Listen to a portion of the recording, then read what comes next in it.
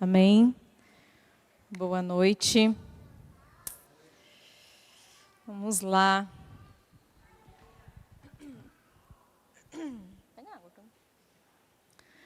Para mais uma palavra de esperança, uma palavra que eu creio que o Senhor hoje vai nos dar, né?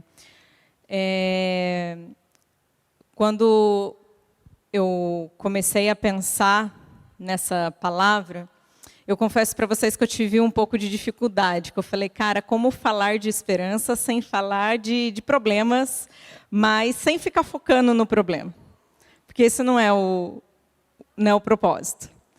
E eu fiquei, cara, nada vinha, e nada vinha, e nada vinha. Eu falava, Deus, me ajuda. E ontem eu não tinha palavra. Eu falei, cara, o que eu vou fazer? E hoje de manhã o Matheus me acordou. Que hora você me chamou? Umas 7, 6h30. Você não quer levantar, não? Eu falei, não, eu estou com sono, daqui a pouco eu vou. Porque eu não sabia o que falar. E eu falei, a hora que eu acordar, eu vou tomar um café, e eu vou lá para o meu quarto, eu vou fechar a minha porta, e o Senhor vai me revelar. E eu pedi para o Senhor, eu clamei, e o Senhor me deu uma palavra. E eu gosto muito de quando tem um tema, uma palavra específica, eu gosto de procurar o significado dessa palavra no dicionário, né? E tem aí alguns estudos que traz aí para o hebraico, para o aramaico, para o latim. E a palavra esperança, ela significa o seguinte: ato de esperar aquilo que deseja se obter. É ter fé e acreditar que determinada coisa vai, de fato, acontecer. E existem alguns sinônimos para a palavra esperança, que são expectativas, aguardo, promessa e algumas outras palavras. E eu falei, ok, então eu sei que a esperança é algo que vai acontecer. Mesmo que eu não veja, eu tenho a certeza de que algo vai acontecer. Eu tenho a certeza. Eu tenho a fé. E aí eu comecei a buscar um pouco em cima disso. E em Hebreus 11:1, a minha é a NVT, tá?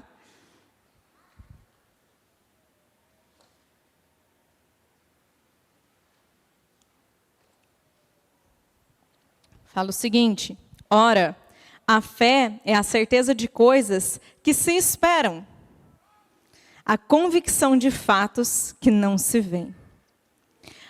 A raiz da palavra esperança vem de esperar. Existe tempo para todas as coisas. Existe um período de espera, de esperança, para algo que vai acontecer. Não sejamos ansiosos por coisa alguma. Não vamos ser, apressados no processo. Em Isaías 40, do 30 ao 31, falam assim: os jovens se cansam. Deixa eu só abrir aqui, peraí.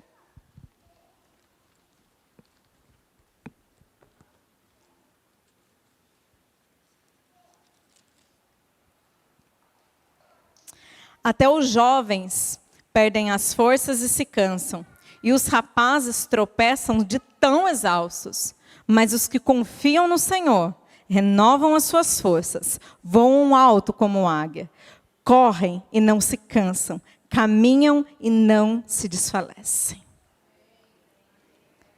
Sabe, a palavra aqui que fala os jovens, são jovens aí, eu imagino que jovens uns 30 e poucos anos. Mas mais para frente, esses jovens, eles perdem as forças e cansam. Mas aí eles colocam rapazes. Rapazes são mais novos ainda. Eles deveriam ter mais vigor. Mas eles falam, e eles estão de exaustos.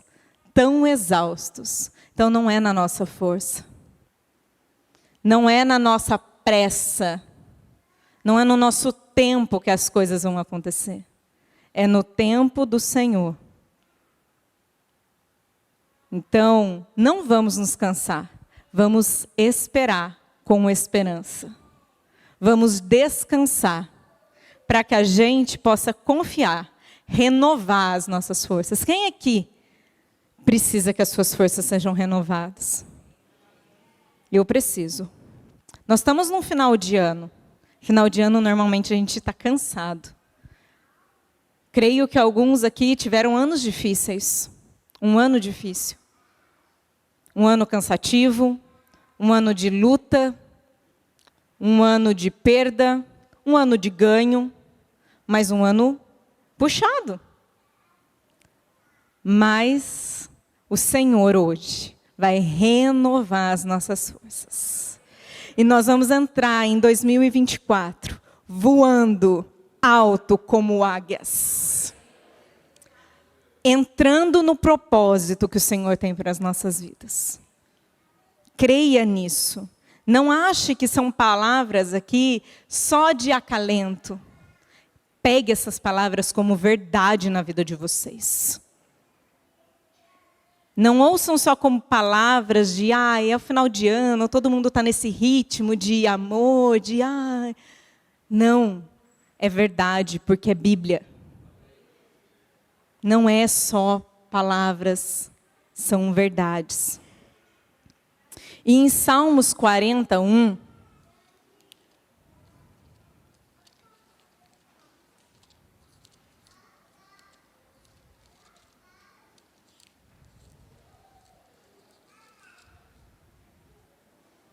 fala assim: esperei com paciência pelo Senhor, e Ele voltou para mim e ouviu o meu clamor. O Senhor, Ele se importa com você. Você é importante para o Senhor. O Senhor, Ele ouve a sua oração. Não importa o que você fez ou deixou de fazer. O Senhor, Ele se importa com cada um de nós. O Senhor nos vê no mais íntimo secreto, no mais íntimo nosso, que ninguém nos conhece. Que nem o nosso marido, a pessoa que às vezes mais nos conhece, as nossas esposas, os nossos pais, o nosso melhor amigo nos conhece. Mas tem coisas dentro do nosso coração, da nossa alma e da nossa mente que ninguém tem acesso. Há pensamentos que ninguém acessa, só você. Mas o Senhor sabe. O Senhor sabe, às vezes, que você está chorando dentro de um banheiro, lavando uma louça, escondido dentro do carro. Aonde quer que você ache que o Senhor não te vê, Ele te vê. E Ele se importa. Porque como Samuel ontem falou, sabe, os nossos nomes estão cravados na mão de Jesus. Enquanto Samuel falava, às vezes eu fico viajando e eu falei, cara, sabe quando o meu nome foi de fato cravado, guardado e gravado na mão de Jesus? Quando entrou aqueles pregos na cruz. Foi ali. Cada um.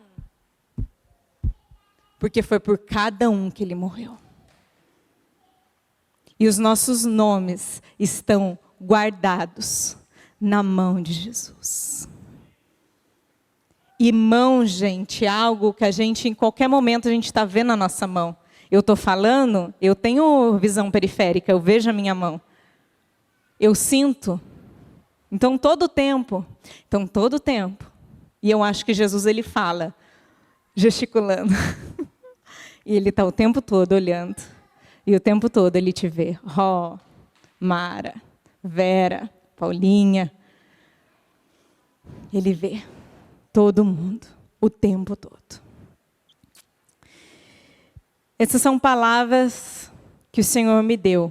Mas a mensagem mesmo que eu quero trazer para vocês, ela está lá em 1 Samuel. Oi, Samuel.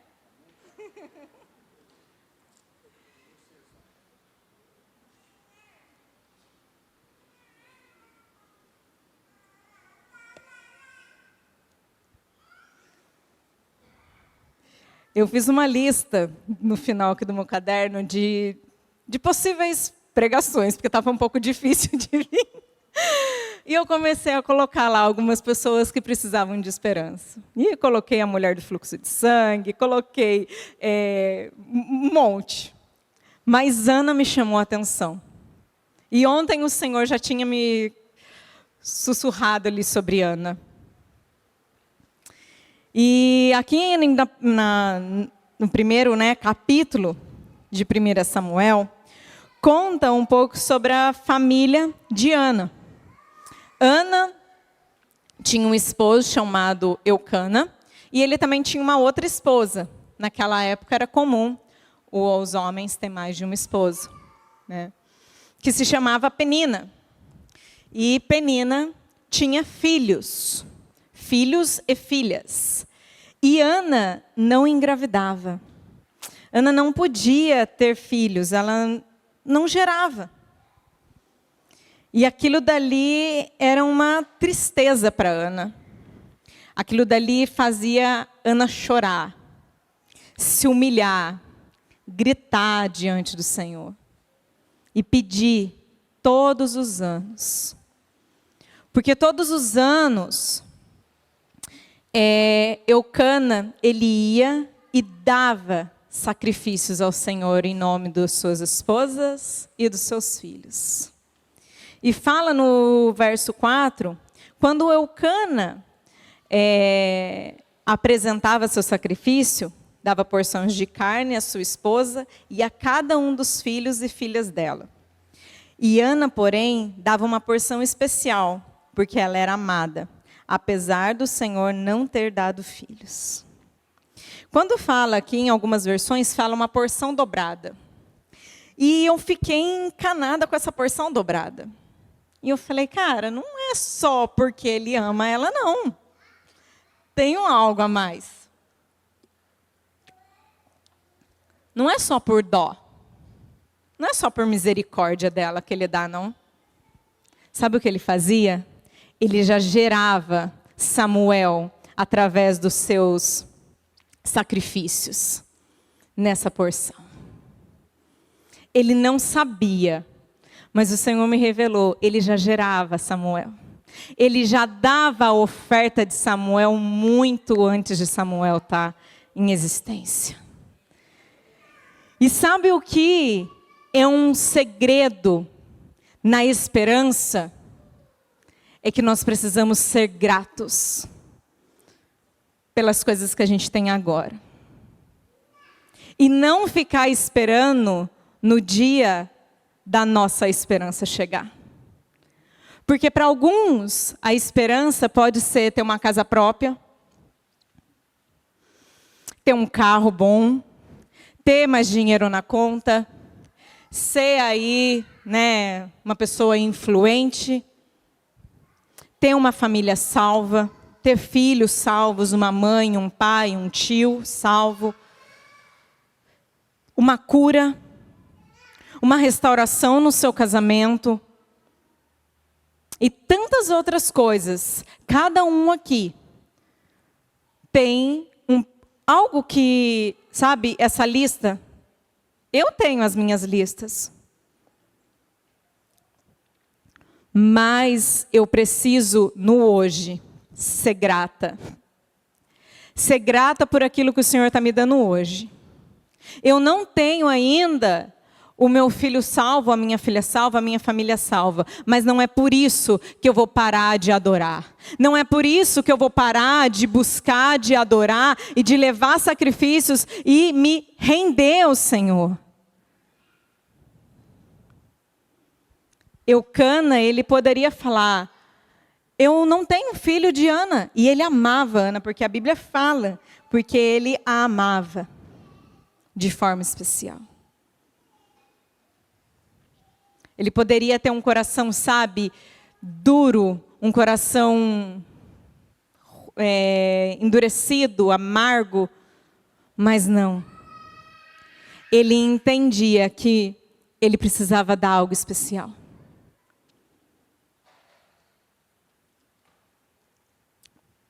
Pense hoje naquilo que você deseja tanto para 2024. Pense hoje naquilo que você já tem gerado há tanto tempo. dentro do teu coração, dentro da tua mente, da tua alma. Mas seja grato. Antes de tudo, seja grato por hoje. Pode estar muito ruim o dia de hoje, mas estamos respirando. Estamos vestidos. Estamos alimentados. Temos saúde. Seja grato. Seja grato. Um coração grato gera esperança maior. Um coração grato, um coração com gratidão pelas bênçãos que o Senhor tem derramado sobre a nossa vida, gera uma esperança, um testemunho maior. Não podemos perder esse coração grato no meio do processo. Não seja grato só no dia que a sua bênção chegar. Não seja. Porque o processo te ensina mais do que o dia da vitória. O processo revela mais o seu coração do que no dia que você ganha o prêmio. E sem saber, Eucana já agradecia, já ofertava pelo Samuel. Sem saber.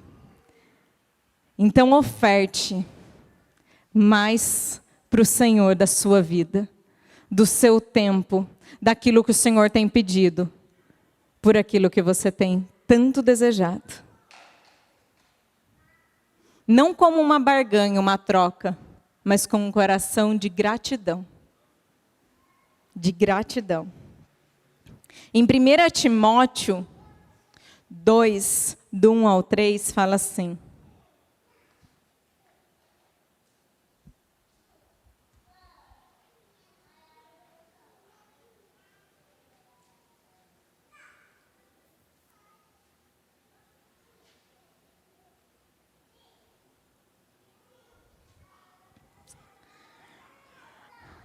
eu coloquei a NVI, tá? Mas pode deixar aí. Antes de tudo, recomendo que se façam súplicas, orações, intercessões e ação de graças por todos os homens, pelos reis, por todos que exercem autoridade, para que tenham uma vida tranquila e pacífica, com toda a piedade e dignidade. Isso é bom e agradável perante ao nosso Senhor. Antes de tudo agradeça. Agradeça pelo sacrifício de Jesus. Se você não tiver o que agradecer, agradeça pelo sacrifício de Jesus.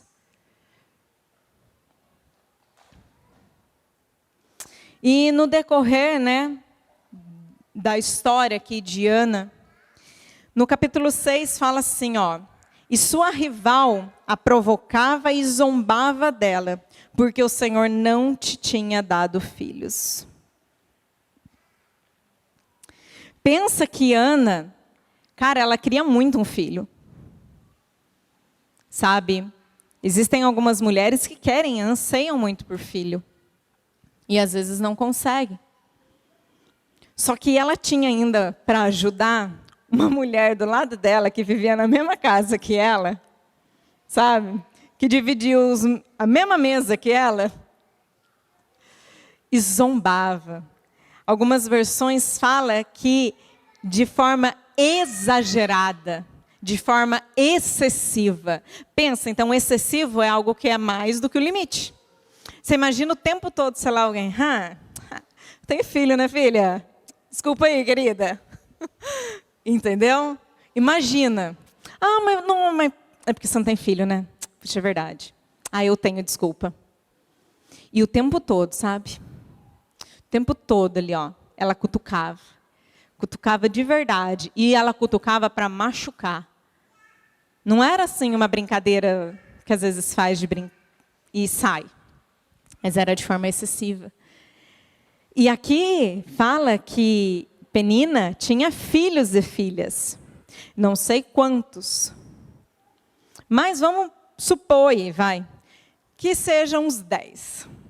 Cada gestação leva 9 meses. Né? E aí tem mais o tempo que as crianças crescem. Imagina quantos anos. Vamos, se for 10, joga aí redonda. Vai para uns 9, 10 anos. Todos os dias jogando na sua cara. Você não consegue. Você não pode. Você não vai. Coitada de você. Certeza que Ana, nesse momento, ela precisaria desse martelo para quebrar, sabe, a Penina e as fortalezas que estavam sendo criadas na mente de Ana. Porque é impossível, sabe, a não ser só com o Senhor, não ser afetada com essas palavras. Quantos de vocês, nesse decorrer da vida, palavras foram lançadas sobre a vida de vocês? Sobre a minha vida? E que nos desanimou no meio do processo? Nossa, mas é muito difícil, né? Puxa, vai ser muito difícil conseguir isso.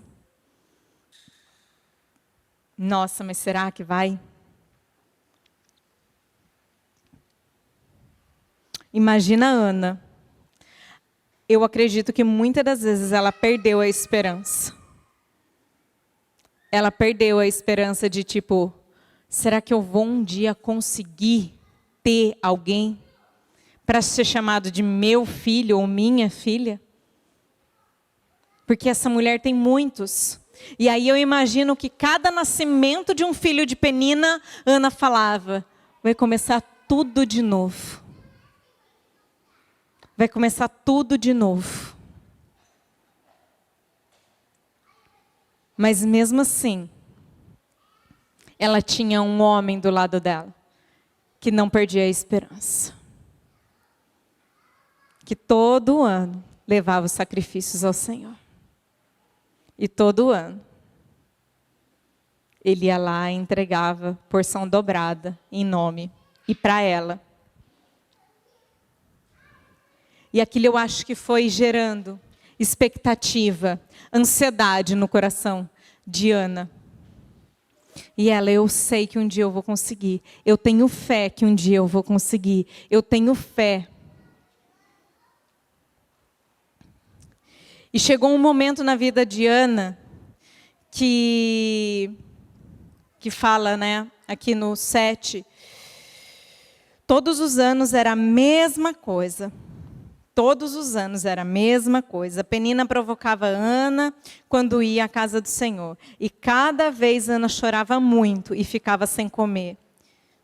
E Eucana perguntava, Ana, por que você está chorando? Por que você não come? Por que você está triste?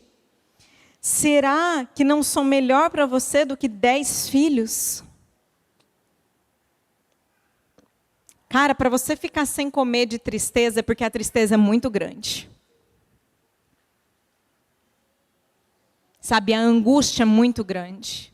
E ela chorava, porque todos os anos ela sabia que ia chegando esse tempo, ela ia passar por isso de novo.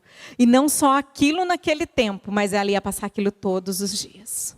E quantas vezes eu imagino Ana, sentada na sua cama, chorando, chorando. Senhor, mas cadê meu filho? Cadê meu filho? Cadê meu filho? Por que que eu não tenho filho? E vinha as dúvidas, com certeza. Ela era humana. E Ana, né, depois fala aqui que depois ela levantou, se comeu e seguiu. E ela estava lá perto do templo. E ela chorava tanto, mas tão angustiada, que quando Eli, um sacerdote, olhou e falou assim, você tem que parar de beber. Você está bebendo muito, você está embriagada. Toma vergonha na sua cara, provavelmente ele falou. Só que o choro dela, ela foi confundida com como ela estivesse embriagada. De tanta angústia dentro do coração dela. De tanta dor. Mas ali, naquele momento, ela fala. Ana estava muito angustiada e chorava sem parar, enquanto orava ao Senhor. Então fez um voto. Ó Senhor dos céus, dos exércitos, se olhares com atenção para o meu sofrimento, para a tua serva, se responderes à minha oração, eu lhe dareis um filho. E me deres um filho, eu o dedicarei para sempre ao Senhor, e o cabelo dele nunca mais será cortado. Então ela fez sua oração, e ele o observava. Viu que os seus lábios, se moviam.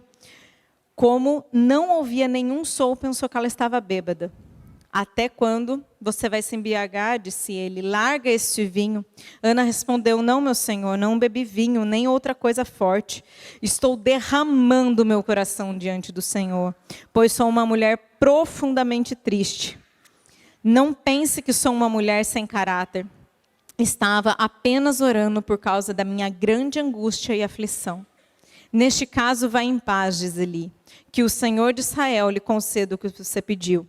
Ela, muito obrigada. Então Ana voltou e começou a se alimentar novamente, e seu rosto já não estava mais triste.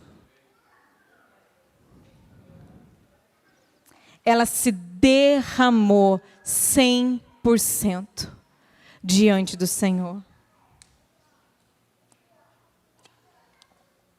Às vezes o que a gente precisa é simplesmente se derramar. Se derramar. E deixar que o Senhor faça. Só que nós precisamos levantar, como Ana levantou. Enxugou as lágrimas. Bateu o pé com as suas poeiras. Limpou suas roupas. E foi se alimentar. E ela esperou no Senhor. E ela esperou. E diz aqui que ela já não estava mais triste. Porque ela entendeu que ela precisava clamar para o Senhor. Porque ela sabia que a esperança dela estava no único que podia dar para ela, que era o Senhor. Quantos de nós temos buscado coisas em lugares que não estão o Senhor? Estamos tentando dar o nosso jeito de conseguir as nossas coisas, porque tem demorado muito para o Senhor fazer. O Senhor não me escuta, o Senhor não me vê, mas se eu tentar fazer desse jeitinho, eu acho que vai. Mas às vezes o que o Senhor mais precisa é que a gente se derrame 100%. Que a gente abra o nosso coração perante o Senhor de forma mais sincera. O Senhor não precisa de orações com palavras bonitas, cheio de boas eloquências. O Senhor precisa de corações verdadeiros, com palavras simples, sendo bem ou mal conjugado o verbo. O Senhor, Ele precisa de um coração sincero diante dEle.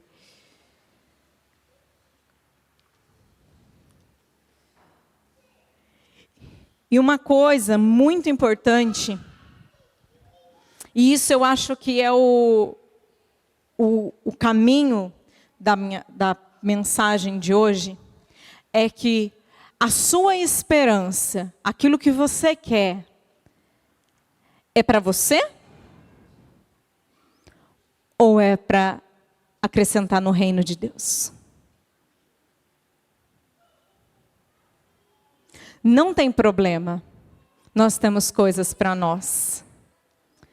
Mas o nosso coração, ele precisa estar o tempo todo movido, em que todas as coisas que nós colocarmos as mãos, os nossos pés, ou tudo que nós temos, seja para engrandecer o nome do Senhor.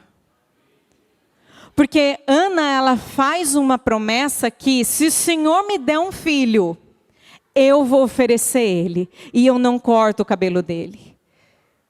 Você imagina uma mulher que ficou todo esse tempo esperando um filho, com uma penina do lado, atormentando a cabeça dela dia e noite, noite e dia. E aí ela chega e fala assim, não, mas se eu ganhar, eu te dou. O coração de Ana não estava só num filho. Não estava só em gerar uma maternidade. Não estava em sentar na mesa lá e brincar com o filho dela. O coração dela ia muito mais além. O coração dela ia muito mais além. O que nós temos gerado, o que nós temos esperado no Senhor, é só para satisfazer o desejo da nossa carne. Ah, porque eu quero um carro, porque eu quero um carro.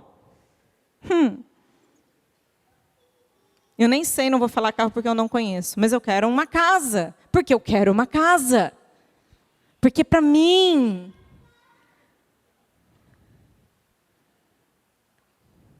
eu quero dinheiro porque eu quero dinheiro. É só para você. Aquilo que você quer tem que ter um propósito maior. Aquilo que você sonha e anseia tem que ter um propósito maior para impactar o mundo espiritual.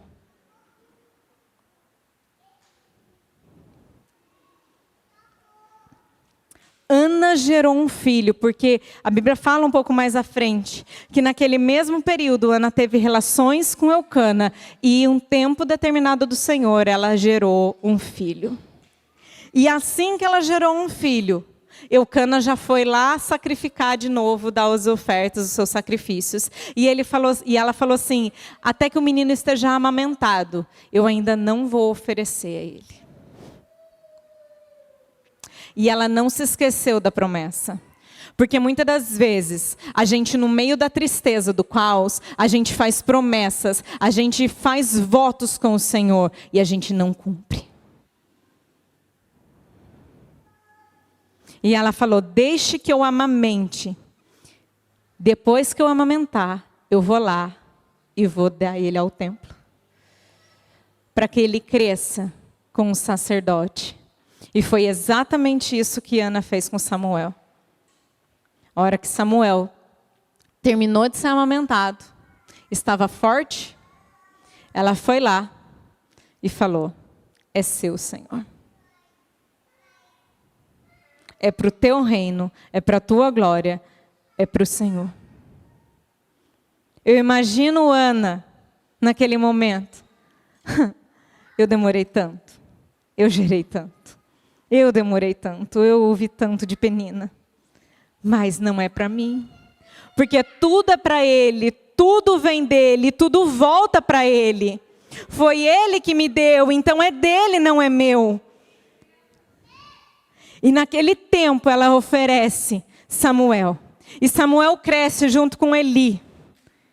E Eli fala que os filhos dele já estavam corrompidos. Mas Samuel não se corrompeu.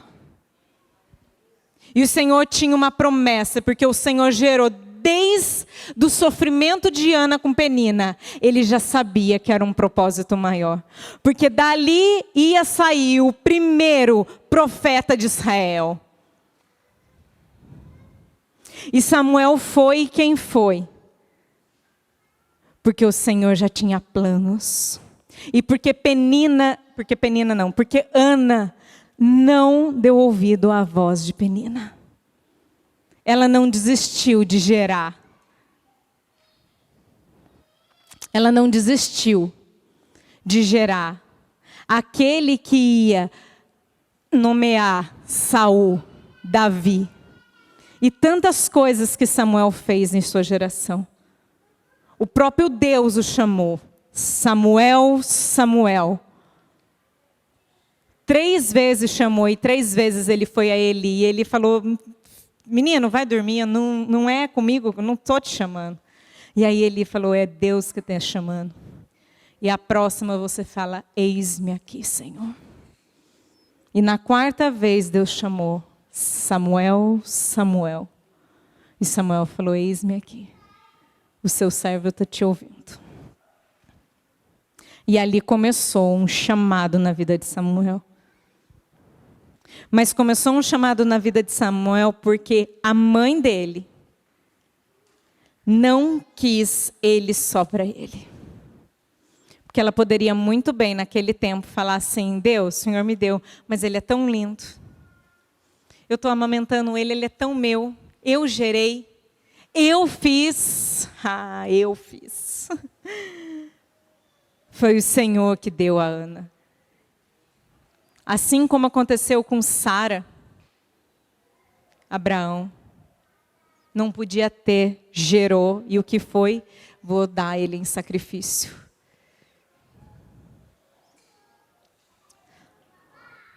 A nossa esperança não pode só ser baseada em coisas.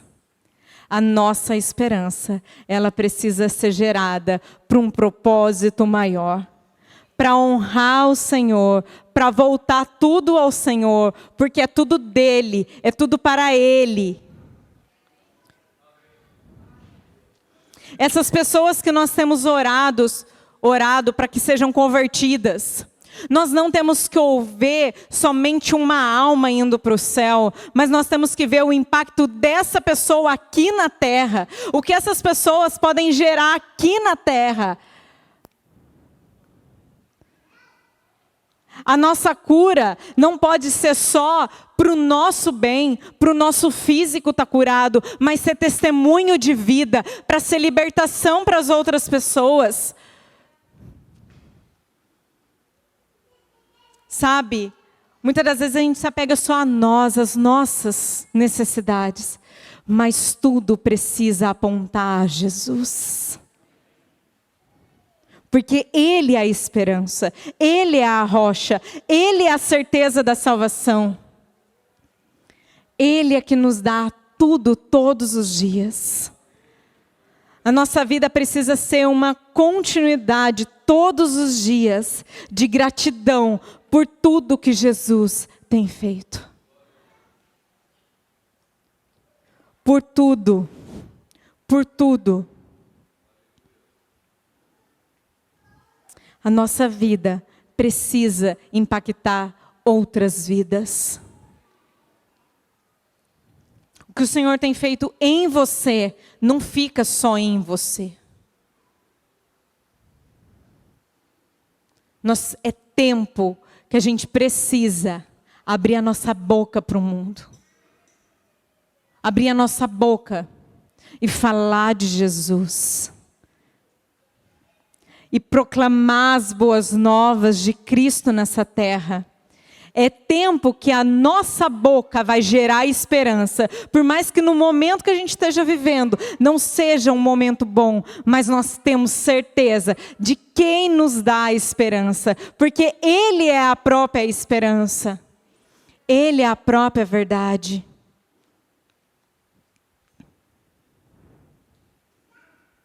Ele é a própria verdade.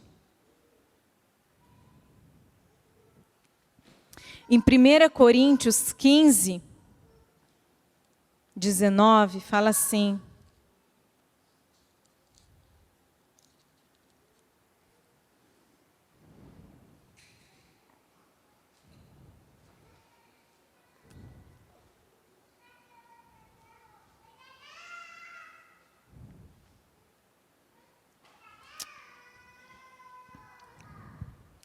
se a nossa esperança em Cristo vale a pena para esta vida, somos os mais dignos de pena em todo o mundo.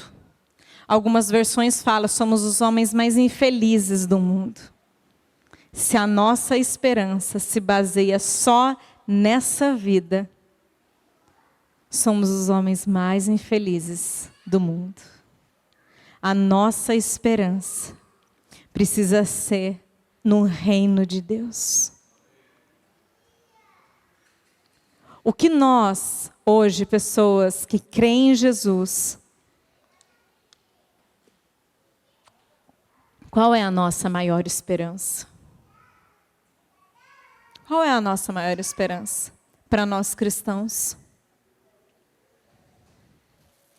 Qual é a nossa maior esperança? A vinda de Jesus. A esperança espera de Jesus. Essa é a nossa esperança, é por isso que o nosso coração anseia, é por isso que o nosso coração espera a vinda de Jesus. Essa é a nossa maior esperança. Entende que a nossa maior esperança não está relacionada a nada daqui na terra, mas tudo aos céus, tudo que está nos céus.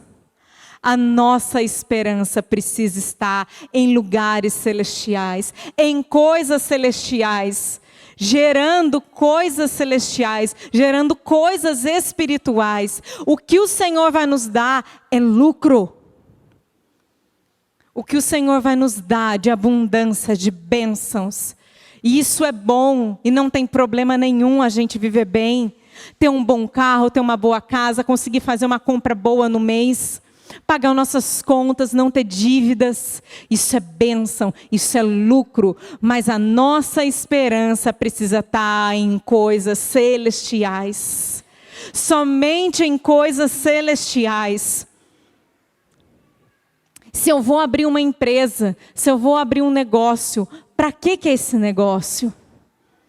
De que forma eu consigo engrandecer o nome do Senhor nesse negócio?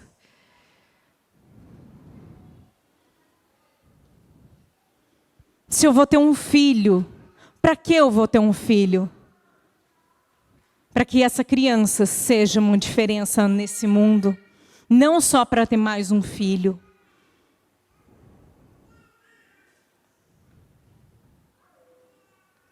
E tantas outras coisas.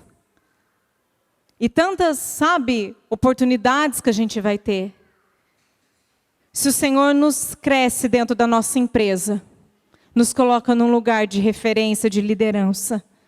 Pessoas nos escutam.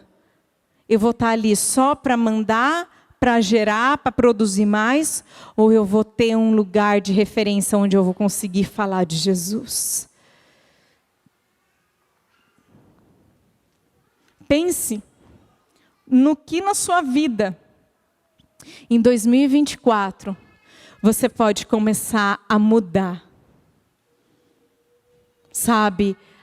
A que tudo faça relação com Jesus, para que o reino de Jesus avance, para que as coisas andem.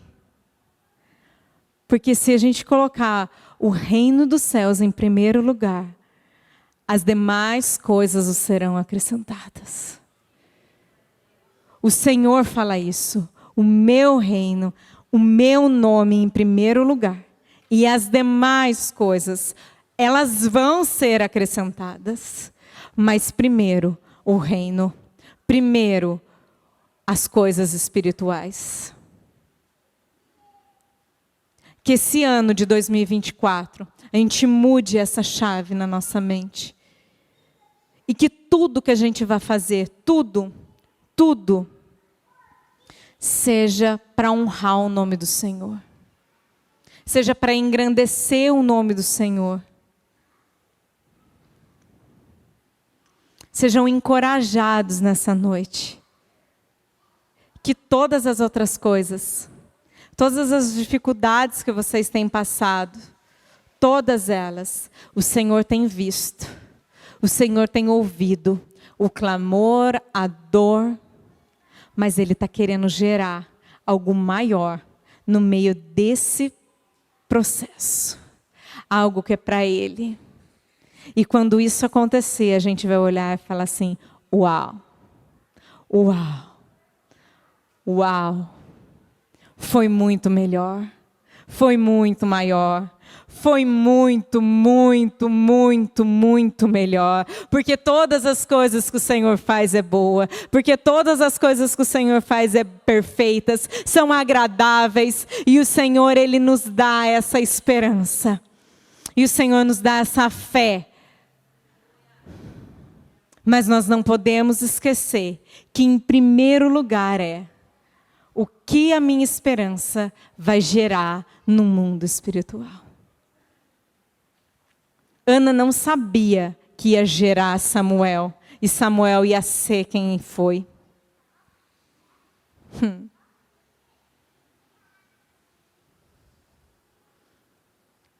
Coloque o nome de quem tiver filho. Eu não sei, eu gerei o Arthur, mas eu não sei o que o Arthur vai ser na geração dele. E eu tenho certeza, e eu declaro isso todos os dias na vida dele, que ele vai ser um grande homem de Deus. Que ele não foi só gerado porque eu e o Mateus, como marido e mulher, precisávamos de um bebê, para que a família precisasse crescer. Precisasse promover os meus pais e os pais do Mateus como avós, e a gente como pais. Mas eu gerei um testemunho para o reino. Eu gerei uma criança que vai impactar gerações e nações. E eu tenho certeza disso. Creia que aquela pessoa que você tem pedido tanto para o Senhor vir para a igreja, ser curada, se converter, não vai ser só mais um membro sentado dentro dessa igreja, mas vai ser tão poderoso, em o nome de Jesus, que são os improváveis que Jesus ama, são as pessoas que a gente menos espera que o Senhor usa. São essas pessoas improváveis. O Senhor ama as pessoas improváveis. O Senhor ama.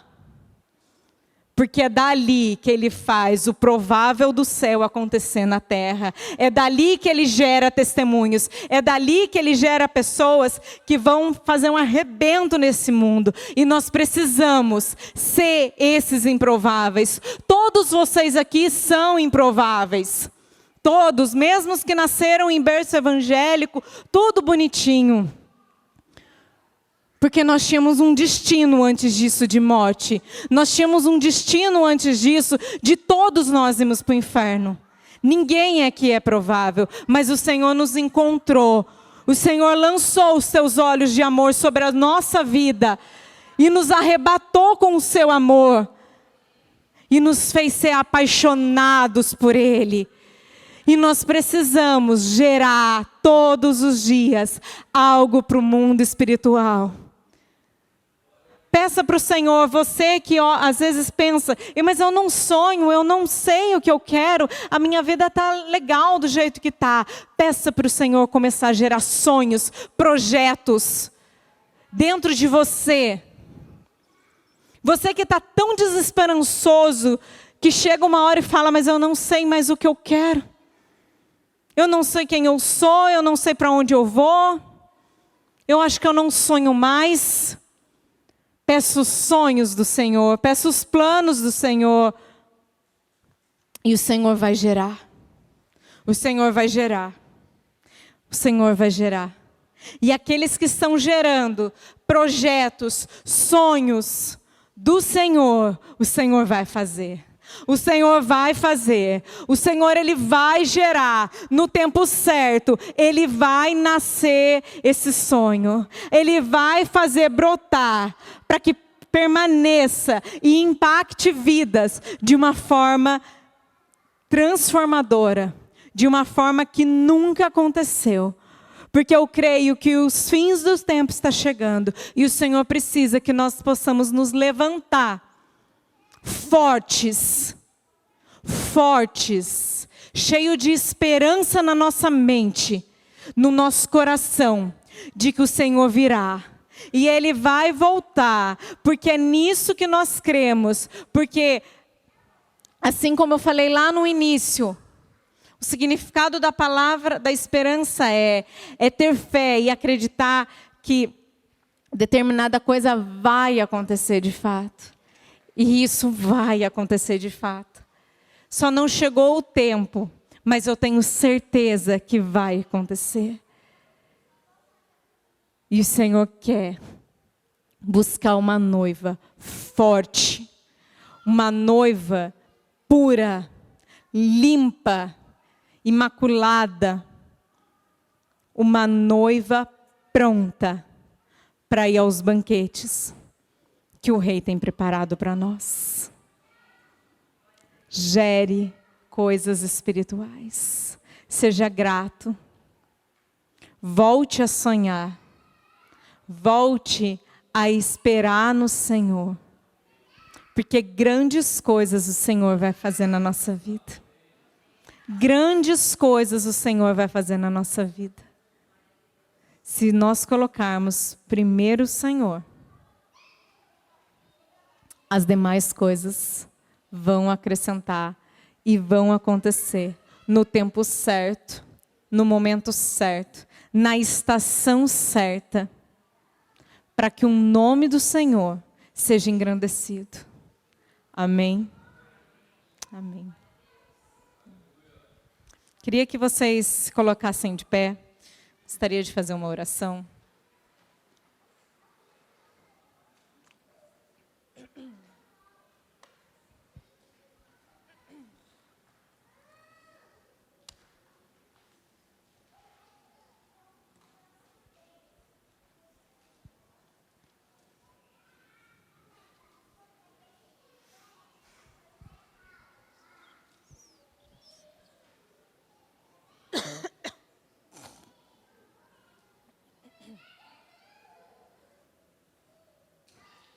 Queria que você fechasse seus olhos.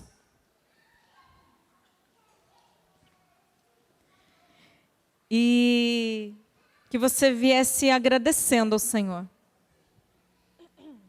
Agradecendo ao Senhor por tudo que o Senhor tem feito na sua vida. Agradecendo ao Senhor por essa estação que você está vivendo. Independente do que você esteja passando. Se apegue àquilo que te dá esperança, às coisas boas que o Senhor tem feito.